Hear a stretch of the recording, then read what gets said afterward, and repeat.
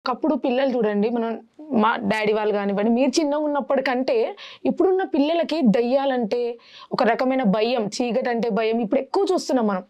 ఇప్పుడు మన చుట్టూ పిల్లల్ని చూస్తే కూడా ఆ దయ్యాల సినిమాలు, హారర్ సినిమాలు చెప్తున్నారు. ఒక పెద్దవాళ్ళ సినిమాలు కాదు సార్. ఇప్పుడు టీవీలో చూస్తాం కదా, యూట్యూబ్‌లో చిన్న చిన్న యానిమేషన్ బొమ్మల్లో కూడా దయ్యాలు, మంత్రాలు. అంటే వాళ్ళ వ్యూవర్‌షిప్ కోసం పిల్లల్లో నాటుతున్నట్టే ఉంది కదా సార్ ఈ భయాన్ని. ఇదేమవుతది రేపటి నాడు సొల్యూషన్ కోసం వాళ్ళు ఎతుకుతారు. మనం ఎంత చెప్పినా సొల్యూషన్ కోసం ఎతుకుతారని మళ్ళీ అవే పాత పద్ధతులు వాళ్ళకి అవసరమైతాయి. సో దీని గురించి మీరు ఎంతవరకు అవేర్‌నెస్ పెంచుతున్నారు? ఇది మీరు అన్నది నిజం. మాకు మొదట్లో అంటే చాలాసార్లు గమనించాం. నల్గొండ జిల్లాలో ముక్తేశ్వరరావు గారు అని ఒక ఐఏఎస్ ఆఫీసర్ కలెక్టర్గా ఉన్నారు. ఆయన ఉన్నప్పుడు ఆయన కేజీబీవీ స్కూళ్ళల్లో అమ్మాయిలు చదువులు ఎందుకు వెనకబడుతున్నారని కొంతమంది ఎక్స్పర్ట్స్తో, అకాడమిక్ పర్సన్స్తో ఆయన ఒక సర్వే చేయించాడు. వాళ్ళు వెళ్ళి చూసిన తర్వాత అనేక అంశాలు చెప్పారు. అందులో ఒక అంశం ఏంటంటే, అమ్మాయిలు మూఢత్వంతో ఉండి రాత్రిపూట దయ్యాలంటే, భూతాలంటే భయపడుకుంటా చదువు మీద కాన్సన్ట్రేట్ చేయలేకపోతున్నారు, అక్కడ దయ్యాలు తిరుగుతున్నాయి అనేది ఉంది అని. అప్పుడు ముక్తేశ్వరరావు గారు కలెక్టర్ గారు నాకు ఫోన్ చేసి, ఇట్లా ఉంది పరిస్థితి, ఏం చేయాలి, నువ్వు వెళ్ళి ఆ స్కూళ్ళల్లో ప్రోగ్రామ్స్ చేస్తావు. నేనేం సార్ మెజిషియన్ పోయి ప్రోగ్రామ్ చేయడానికి, ఇట్లా కాదు, మనం ఒక పద్ధతి చేద్దామని ఒక 600 మంది అమ్మాయిల్ని సెలెక్ట్ చేసుకొని మొత్తం బ్యాచ్ల వారీగా 150 అట్లా బ్యాచ్ల వారీగా 5 రోజులు ట్రైనింగ్స్ ఇచ్చాం వాళ్ళకి. అంటే సైన్స్ ఏంది, ఎక్స్పెరిమెంట్ ఏంది, సైన్స్ ఎట్లా నేర్చుకోవాలి, సైంటిఫిక్గా ఎట్లా ఆలోచించాలా, కల్చరల్ పాటలు, వీటితో పాటు ఇవన్నీ ఒక పద్ధతిలో సైన్స్ ఎట్లా నేర్చుకోవాలని చెప్తూ, ఈ దయ్యము ఏదైనా ఒక ఇన్సిడెంట్ జరిగితే దాన్ని కూడా సైంటిఫిక్గా ఎట్లా అనలైజ్ చేయాలనే విధంగా ఈ 5 రోజుల్లో వాళ్ళని తయారు చేసి పంపినాం.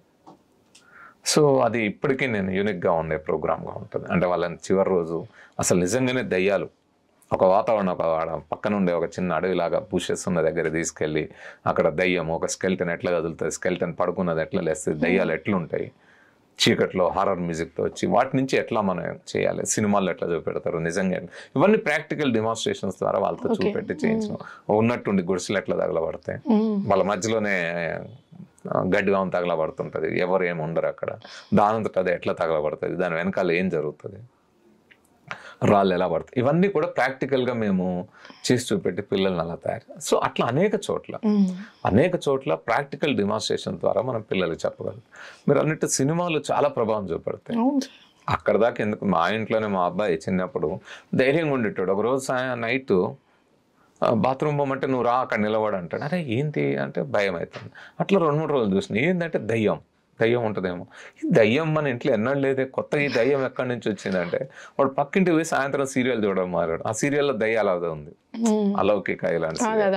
సో అట్లాంటివి చూసినాక ఇప్పుడు సినిమాలు చూసి హారర్ మూవీస్ ఎట్లా చూస్తారంటే మన పిల్లలు ఒకవైపు భయం అవుతుంటది,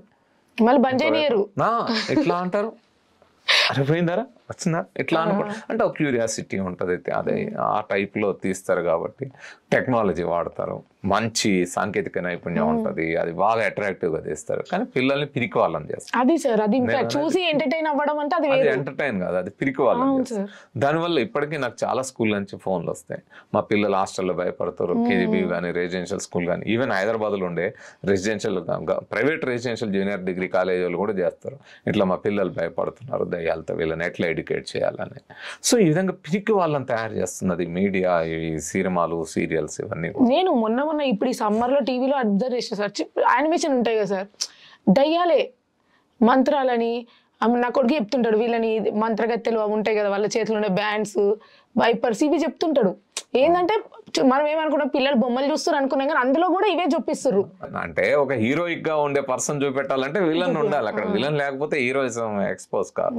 ఇదేం సామాజికంగా సమాజంలో మంచి అభివృద్ధి చేయాలని. ఇప్పుడు సైన్స్ ఉందనుకోండి, సైంటిస్ట్ కి ఏ విలన్ ఉంటారు, ప్రకృతిని పరిశీలించాలి, సైన్స్ తయారు పొందాలి. ఇప్పుడు మనకు విలన్ ఎవరు, ప్రజల్లో ఉండే అమాయకత్వాన్ని, ఆ తెలియతనాన్నితో పోరాడాలి, మూఢత్వాన్ని తీసుకురావాలి. మనకి ఏ వ్యక్తి విలన్ కాదు. కానీ అక్కడ అట్లుండదు, ఒక గొప్పతనాన్ని వాళ్ళు ఎలివేట్ చేసుకోవాలంటే ఇక్కడ పక్కన ఒక విలన్ ఉండాలి. ఈ రెండు ఉన్నప్పుడు మాత్రం అదే. సో ఆ విధంగా చేయడంలో మన పిల్లల్లో ఈ భయాందోళనలు పెంపొందిస్తున్నాం. దీనికి తోడు మరి పిల్లలు క్వశ్చన్ చేసుకోవాలి కదా. ఇప్పుడు పిల్లలు చూస్తారు, నేను చూస్తాను, కానీ చూసినప్పుడు పిల్లల్లో ఒక ఆలోచన రావాలి కదా, ఇది నిజంగా ఉంటుందా, ఇట్లా అవుతుందా అని. అది రావాలంటే ఎక్కడ రావాలి, నీ క్లాస్ రూమ్లో, నీ టెక్స్ట్ బుక్లో, నీ చెప్పే విధానంలో రావాలి. క్వశ్చన్ చేయాలి, నువ్వు దీన్ని మూఢంగా నమ్మకూడదు. అయ్యో సినిమా ఇట్లుంటుంది, సినిమాల్లో ఇట్లుంటాయి, ఆ పాత్రలు ఇట్లా మేకప్ వేసుకొని వస్తారు, కథ వేరు, నిజం వేరు. వేరు. ప్రకృతిలో జరిగేదాన్ని ఇగో మనం ఇలా పరిశీలించి వాస్తవం మీద తెలుసుకోవడానికి ఇది మెథడ్ ఉంది అని చెప్పగలగాలి. అది చెప్పినంతకాలం కథల్లోనే మాయలోనే ఆ మత్తులోనే పిల్లలైనా ఎవరైనా ఉంటారు.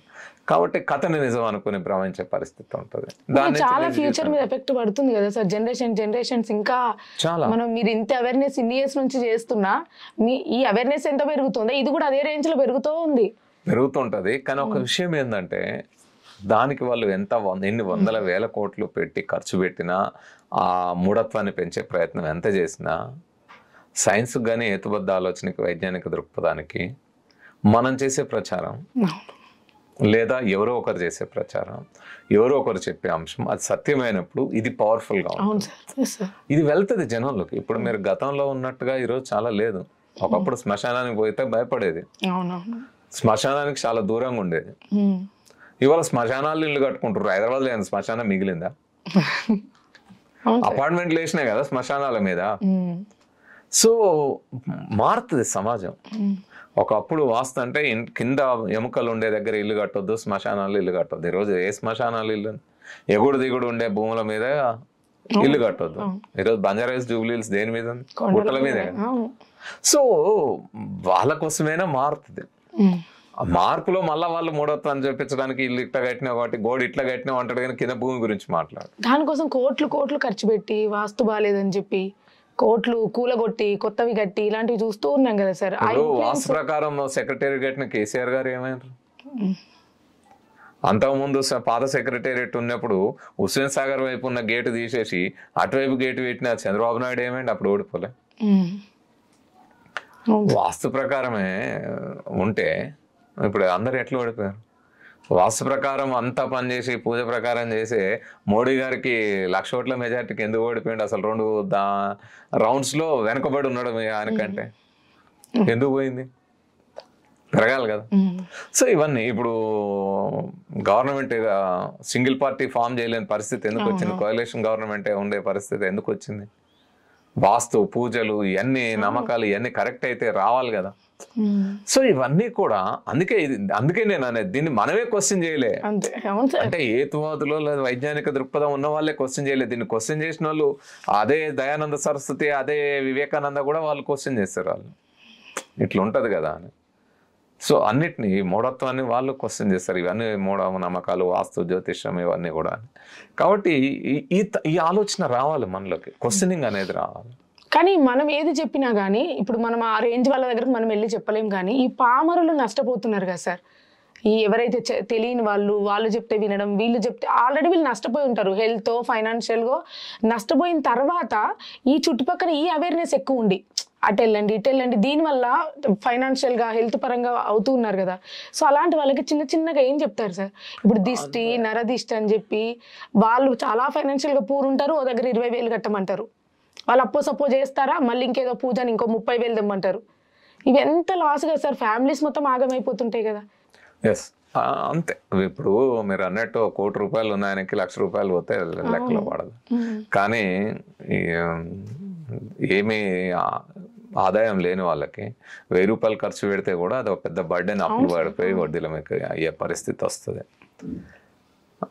కానీ ఆ పరిస్థితుల్లో ఏం చేయాలి? వీటికి దూరంగా ఉండాల్సిన పని. అందుకే మన పని కోటీశ్వర్లను ఎడ్యుకేట్ చేయడం కాదు. మన పని ఏంటంటే ప్రజల్ని ఎడ్యుకేట్ చేయడం, స్టూడెంట్స్ని ఎడ్యుకేట్ చేయడం, యూత్ని ఎడ్యుకేట్ చేయడం.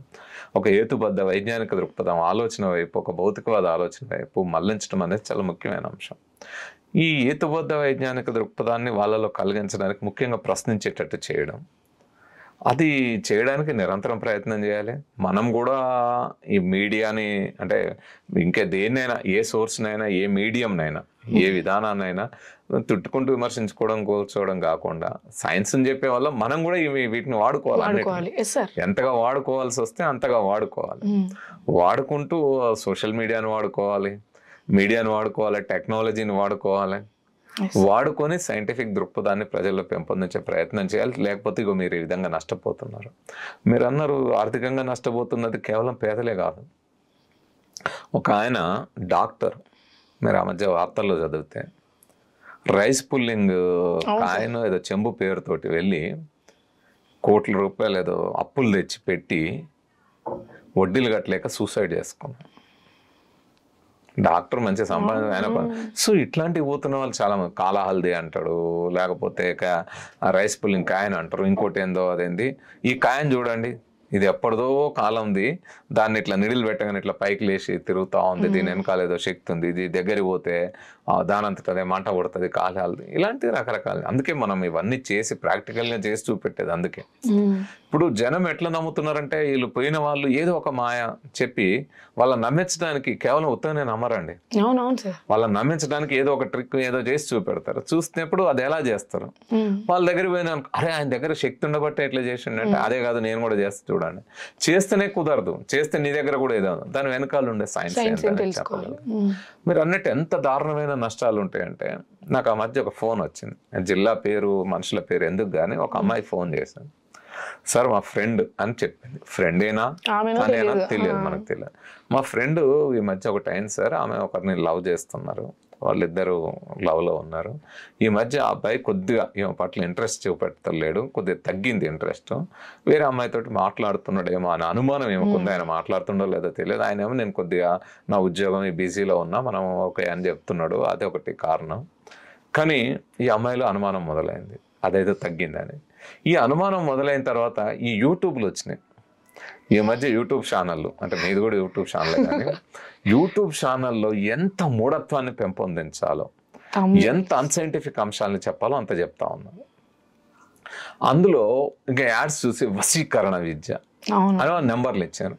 ఈ వశీకరణ విద్య నెంబర్ చూసి కేరళ మాంత్రికులు అని వాళ్ళకి ఫోన్ చేసింది అమ్మాయి. ఫోన్ చేసిన తర్వాత ఆయన ఓకే నేను ఆయనకు వశీకరణ చేస్తా, ఆయన నీ పట్ల ఆకర్షితులు అయ్యి ఉండేటట్టు చేస్తా అని ముందు 3,000 ఫీజు మాట్లాడండి. 3,000 నుంచి 30,000 పోయింది, 30,000 నుంచి ₹1,00,000 వచ్చింది. ఫస్ట్ ఒక పూజ 3,000 అక్కడ దిగింది. దిగిన తర్వాత ఈమె బలహీనత అర్థమైంది, భయపడుతుంది. రెండోది ఇంకొద్దిగా భయపెట్టి ఆయన కట్ అవుతుంది ఇటు అవుతుంది అని 30,000 వచ్చింది. 30,000 తర్వాత ఇంకో పూజకి 1,00,000 అయింది. 1,00,000 అయిన తర్వాత ఏం చేశారు, ఒక పూజ చేయిస్తూ ఆయన ఒక నిమ్మకాయ తీసుకొని మొత్తం దారం చుట్టాడు, దానికి పసుపు కుంకుమ మంచిన దారం చుట్టాడు మొత్తం, దానికి చుట్టి ఈ నిమ్మకాయ ఆమె చేతికి ఇచ్చాడు. ఇచ్చి నువ్వు ఇంటికి వెళ్ళు, పూజ చేయి, పూజ చేసి ఒక కుండలో నీళ్లు తీసుకో, కుండ కానీ బిందెలో కానీ నీళ్లు తీసుకో, దాని నిండా నీళ్ళు తీసుకో, ఆ నీళ్ళల్లో ఇది పెట్టు, కొద్దిగా పసుపు కుంకుమ అందులో పడుకో, దాన్ని కదిలి ఎక్కిగా అది అట్లనే పెట్టు, మూత పెట్టి పెట్టు, తెల్లారు లేచి ఆ నిమ్మకాయ తీసుకొని నా దగ్గర రా అని చెప్పాను. ఈ అమ్మాయి తెల్లారు లేచి చూసింది. చూస్తానులా నిమ్మకాయ లేదు, ఒక్క దారం ఉంది, ఒక రాగి తాయెత్తు ఏదో రాగి రేఖ ఏదో రాసింది అట్లేదో ఉంది, ఇంకోటి ఏదో చిన్నదేదో ఉంది. ఇవి చూసి ఆ అమ్మాయికి భయం ఎత్తుకెళ్ళి అమ్మటే ఎట్లా, అరే రాత్రి నేను నిమ్మకాయ పెడితే అలా మాయమైంది, అది మొత్తం అయిపోయింది ఏందని ఆయనకు ఫోన్. వామ్మో నిమ్మకాయ మాయమైందంటే ఒక పెద్ద శక్తి ఉంది, ఆ శక్తి ఆయనను పడుతుంది, ఇప్పుడు నన్ను కూడా తింటుంది మింగుతుంది, ఇప్పుడు ఏం చేయాలి, 3,00,000 ఫీజు, పూజలు చేయాలి. ఇప్పుడు ఆ అమ్మాయి అటు కంగారు. ఈ లోపు ఏమైంది, ఈమె ఎవరినైతే లవ్ చేస్తుందో ఆయనకి ఏదో జ్వరమో ఏదో వచ్చిందని తెలిసింది. అమ్మ అందుకే ఆరోగ్యం అట్లా అయిపోయిందో మొదలైందేమో అని ఇక రిలేట్ చేసుకొని కంగారు ఎత్తిపోయి ఎత్తిపోయి ఇప్పుడు 3,00,000 ఎట్లా ఇవ్వాలి. ఇప్పుడు పరిస్థితి ఏంది, అమ్మాయి వాళ్ళ ఇంట్లో చెప్పలేదు, పేరెంట్స్కి చెప్పలేదుగా, ఇటు పోలేని పరిస్థితి. నేను ఆయన లవ్ చేస్తున్నా అని చెప్పలేదు, దానివల్ల ఇట్లా అయిందని చెప్పలేదు, పూజకి ఇట్లా అయిందని చెప్పలేదు, 3,00,000 ఇవ్వలేదు, 3,00,000 తేవాలి, ఎట్లా తేవాలి, ఇట్లా ఇరికిచ్చేసి అందులో బంధించేసి ఆ వల్లోకి దింపి డబ్బులు దండుకుంటున్నారు, లైంగికంగా వేధిస్తున్నారు. ఇలాంటి కేసెస్ మనం చాలా చూస్తున్నాం కదా. కొంతమంది న్యూడ్గా పూజలు చేయిస్తున్నారు, రకరకాలుగా రకరకాల పద్ధతుల్లో ఎక్స్ప్లాయిటేషన్ అనేది అనేక పద్ధతి. అది లైంగిక ఎక్స్ప్లాయిటేషనా, సెక్షువల్ ఎక్స్ప్లాయిటేషనా, ఫైనాన్షియల్ ఎక్స్ప్లాయిటేషనా, లేకపోతే ఇంకే పద్ధతుల్లోనైనా మొత్తంగా చేస్తే ఇటు అమ్మాయిలు అటు అబ్బాయిలు కూడా ఈ మధ్య ప్రేమ పేరుతో ఆమెను నా వాషం కావట్లేదని వశీకరణ. ఎవరైనా వశీకరణ ఉంటుందా అండి? వశీకరణ ఉంటే కేసీఆర్ రేవంత్ రెడ్డి గారిని చేసుకోలేడా? రేవంత్ రెడ్డి కేసీఆర్ని చేయలేరా? లేకపోతే జగన్ చంద్రబాబుని చేయలేడా? చంద్రబాబు జగన్ని చేయలేరా? మంత్రాలతో అయ్యే పని కదా, ఇంతెందుకు పదవులు ఎందుకు పోగొట్టుకోవాలేరా? అసలు వశీకరణ అనేది ఎట్లా సాధ్యమవుతుంది? మీరు ఎక్కడో కథల్లో చదివి ఇది నిజంగా అనుకుంటే ఎట్లా సాధ్యమవుతుంది? అవుతుందా? ఒక మనిషిని ఇంకొక మంత్రంతో దేంతో నువ్వు కంట్రోల్ చేయగలవా? చేయమనండి నన్ను ఎవరన్నా. ఇప్పుడు ఇంతమంది ఉన్నారు కదా మూఢత్వాన్ని పెంపొందించే వాళ్ళు, వాళ్ళ దగ్గర నిజంగా మంత్రాలు ఉంటే నన్ను చేయమనండి. నన్ను వశీకరణ చేసుకొని ఈ మాటలు మాట్లాడకుండా ఆపేయచ్చు కదా, మార్చేయచ్చు కదా వాళ్ళు. మిమ్మల్ని ఎవరైనా ఇట్లా డైరెక్ట్ వాన్ చేసిరా సార్? డైరెక్ట్ వార్నే ఏంది ఇంతకుముందు నేను చెప్పిన కదా, బాణమతి దాడు జరిగిన ఊర్లలో పోతే దాడులు జరుగుతాయి, వాళ్ళని కాపాడుతా. ఒక ఊర్లోకి వెళ్తే రాళ్లతో కొడుతున్నారు. ఈవెన్ పోలీస్ సిఐ ఉంటే కూడా భయపడకుండా రాళ్ళు వేస్తున్నారు. ఆడ బిల్డింగ్లోనేమో మనుషులు కట్టేసారు వాళ్ళని చంపాలని. సో అట్లాంటి ఊర్లో పోయి రెస్క్యూ చేసి తీసుకొచ్చినాం. రాళ్ళు పడుతుంటే మీద కూర్చోబెట్టుకొని ఆయన్ని వెనకాల మధ్యలో ఆయన కూర్చోబెట్టుకొని బైక్ మీద సందుల్ని తప్పుకొని వచ్చి మళ్ళీ పోలీస్ జీప్ ఎక్కించి అట్లా పట్టుకొని అట్లా చాలా జరిగినాయి. అదొకటి. లైవ్లో ఛాలెంజ్ చేశారు కదా, నువ్వు మంత్రం లేదు తంత్రం లేదంటావు, నువ్వు చూడు నీ నోరు కట్టేస్తాం, నీ నోరు మంత్రంతో తెల్లారేసరికి ఉండదు, ఎట్లా ఛాలెంజ్. నేను కూడా ఛాలెంజ్ చేసిన, చెయ్యండి ఎవరన్నా మీరు మంత్రాలు. మీరు ఎందుకు చేయలేదంటే వాళ్ళు చెప్పే రీజన్ ఏంటి సార్? వాళ్ళు చేస్తామంటారు తర్వాత కనపడరు కదా. చేసుకోమని చెప్పినాం. ఇక్కడ కాదండి, నేను 2020 సెప్టెంబర్ 2వ తేదీన హార్ట్ ప్రాబ్లం వచ్చి కొలాప్స్ అయి పడిపోయినా. హార్ట్ లంగ్స్ అన్నీ అయిపోయి వెంటిలేటర్ మీద, ఎమర్జెన్సీ ఇంజెక్షన్ స్టార్ట్ అయిన వెంటిలేటర్ మీదకి వెళ్ళిన. హార్ట్ స్ట్రోక్ వచ్చింది, లంగ్స్ మొత్తం వాటర్ నిండి. కోవిడ్ కాదు ఇది, దీన్ని ఏమంటారంటే జెనెటికల్ డిసీజ్ అంటున్నారు, హార్ట్ ఫెయిల్యూర్ అంటారు. సో కొలాప్స్ అయి పడిపోయినా, వెంటిలేటర్ మీదకి వెళ్ళిన. ఆ తర్వాత చిన్నగా ఆక్సిజన్తో ఉండేటట్టు వచ్చిన. వెంటిలేటర్ మీద ఉన్నప్పుడు నేను బతుకుతాడో వస్తాడో లేడో అన్నారు. ఆక్సిజన్ ఉన్నప్పుడు కూడా ఏమో లైఫ్ లాంగ్ ఆక్సిజన్ పెట్టుకొని బతకాల్సి వస్తుందేమో అన్నారు. బయటకు వచ్చినా కూడా 2-3 నెలలకు మించి బతకరేమో అనుకున్నారు. అంటే అప్పుడే బయటకు రాలేదు అనుకున్నాం, వచ్చిన తర్వాత కూడా ఇట్లాంటి పరిస్థితి ఉండే. ఆ వెంటిలేటర్ తీసి ఆక్సిజన్ పెట్టినప్పుడే, వెంటిలేటర్ మీద ఉన్నప్పుడు ఇంకా ఇంజన్ ఆ సౌండ్, ఆ మెషిన్ సౌండ్ అదంతా ఉంటుంది మనకి. అంత సరే వచ్చిన వాళ్ళతో మాట్లాడడం ఇదేదో కొద్దిగా బయటకు వచ్చిన తర్వాత, అంటే అన్కాన్షియస్ అయిపోయి కాన్షియస్కి వచ్చిన తర్వాత ఏదో కాస్త సైకిల్ అవి చేయడం అది. కానీ ఆక్సిజన్ పెట్టిన తర్వాత, ఆక్సిజన్ మీద ఉన్నప్పుడు నేను అప్పుడు కోవిడ్ కాబట్టి ఎవరిని రానియట్లేదు. సో ఒక 5 నిమిషాలు నా దగ్గరికి ఫోన్ వచ్చింది. ఫోన్లో ఫేస్బుక్ ఆన్ చేసి నేను ఒకటే చెప్పినాను, నేను ఇప్పుడు కార్డియాక్ ప్రాబ్లం తోటి హాస్పిటలైజ్డ్ అయినా, ఆగిపోయి వెంటిలేటర్ మీదకి వెళ్ళి ఆక్సిజన్ మీదకి వచ్చిన. ఇంకా నా జబ్బు ఏంటిది డయాగ్నోసిస్ ఇంకా జరుగుతా ఉన్నాయి, ఇంకా చాలా పరీక్షలు జరుగుతున్నాయి, ఏదో తెలియదు. కానీ డాక్టర్ల చేతిలో ఉన్న, సైన్స్ చేతిలో ఉన్నాయి కాబట్టి నేను బతికొస్తా అని నేను అనుకుంటున్నాను, నేను బయటకు వస్తాను. ఇప్పటికైనా మీకు ఛాలెంజ్, మీరు శాపనార్థాలు పెడతారా, మంత్రాలు వేస్తారా, ఇక ఏ శక్తులు నా మీదకి పంపిస్తారో హాస్పిటల్ దగ్గరికి పంపిరి, ఇప్పటికైనా మీరు నేను చేసుకోండి అని సవాల్ చేస్తున్నాను. 2020 అంటే 2024కి వచ్చిన. సో ఇవన్నీ కూడా భయమే. నేను చెప్పింది అదే, మీరు ధైర్యంగా ఉండి, మీకు సెల్ఫ్ కాన్ఫిడెన్స్ ఉండి, మీ మీద మీకు స్వీయ భరోసా ఉంటే ఇవేం చెయ్యవు. అవి లేనప్పుడు మీకు పిరిగితనం ఉంటే నీలోనే సైకలాజికల్ ప్రాబ్లం వచ్చి అడ్డం పడతాం. చాలా మంది లైవ్లో చేసినాం కదా. ఒక అతను ఏంది ఆ మధ్య పెద్ద బిజినెస్ నడిచేది, హిప్నాటిక్ ట్రాన్స్లోకి తీసుకెళ్ళి మిమ్మల్ని పూర్వజన్మలోకి తీసుకెళ్తాం పునః అదే అని చెప్పి చేసి మన టీవీలోనే పెద్ద షోస్ పెట్టి సెలబ్రిటీస్తో పెట్టించి అదో పెద్ద బిజినెస్. డాక్టర్లే ఇట్లా మారిండ్రు మూఢత్వం పంపించి. వాళ్ళని ఛాలెంజ్ చేస్తే వాళ్ళ లైవ్లో యాంకర్ని ఇట్లా డిబేట్ జరుగుతుంటే హిప్నాటిక్ ట్రాన్స్లోకి తీసుకెళ్లారు సార్, ఇట్లా తీసుకెళ్ళి పూర్వజన్మలోకి తీసుకెళ్లారు అని.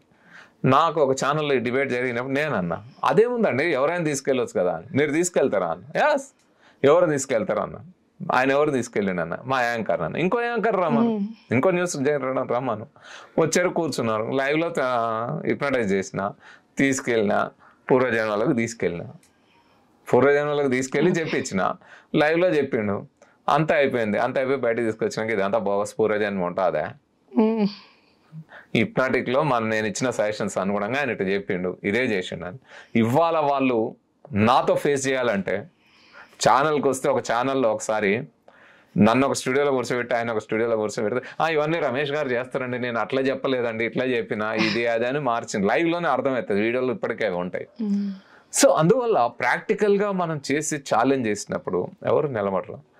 ఎవరికైనా నేను అదే చెప్తాను, మీరు ఏ మిరకిల్ అయినా చేయండి, వీడియోలు పెట్టుడు కాదు, గ్రాఫిక్స్తో నేను చాలా వీడియోలు పెడతా. మా ముందు చేయండి వచ్చి ఛాలెంజ్, ఏ మిరకిల్ అయినా, ఏ మహిమ అయినా మా ముందు చేయండి, మేము మీకంటే అద్భుతంగా చేస్తాం. ఎందుకంటే మీకు కేవలం ఆ ఒక్క ఐటెం చేయడమే, ఆ ఒక్క అంశం చేయడమే మీకు తెలుసు. మాకు సైన్స్ తెలుసు, నేను మెజిషియన్, నాకు మ్యాజిక్ తెలుసు, తర్వాత మీ మిరకిల్స్ బండారాన్ని 3.5 దశాబ్దాల నుంచి నేను బయట పడుతున్న వాడిని. సో మీరు ఎట్లా చేస్తారో కూడా తెలుసు. ఇన్ని తెలుసు కాబట్టి మీకంటే బాగా చేసి చూపెడతాం, ఛాలెంజ్ అని చెప్పిన. సో ఛాలెంజ్ ఎవరైనా స్వీకరించి ఇప్పటికైనా రావచ్చు. మీరు ఎంత పెద్ద మహిమ అయినా సరే, ఏదైనా సరే మా ముందు చేయండి, ఖచ్చితంగా దాని బండారాన్ని బయట పెడతాం, మీకంటే బాగా చేసి చూపెడతాం. ఛాలెంజ్.